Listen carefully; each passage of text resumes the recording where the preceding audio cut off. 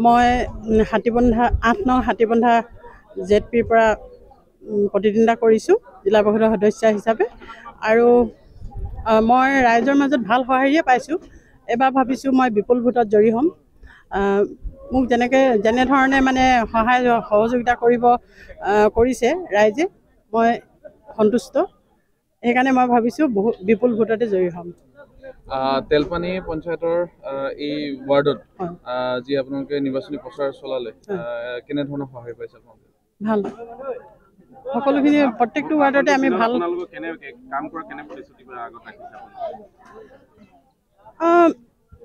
যিবোৰ দেখি আহিছোঁ, আমাৰ নজৰত এতিয়া যিবোৰ আহিছে, আমাৰ যি স্কিম আহিব সেই স্কিমৰ দ্বাৰাই মই যিটো য'ত দিব পাৰোঁ সেই মৰ্মে মই কৰি যাম সকলোবিলাক কাম, আৰু ৰাইজৰ সহযোগিতাত মই কৰি যাম বুলি আশা দিছোঁ তেওঁলোকক।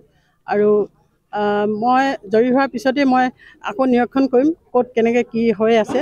সমষ্টিটো মোৰ বহুত ডাঙৰ, 30টা ৱাৰ্ড পৰিছে। 30টা ৱাৰ্ডতে মই সকলোখিনি চাই লৈ যি পাৰোঁ সেইখিনি মই দিবলৈ চেষ্টা কৰিম।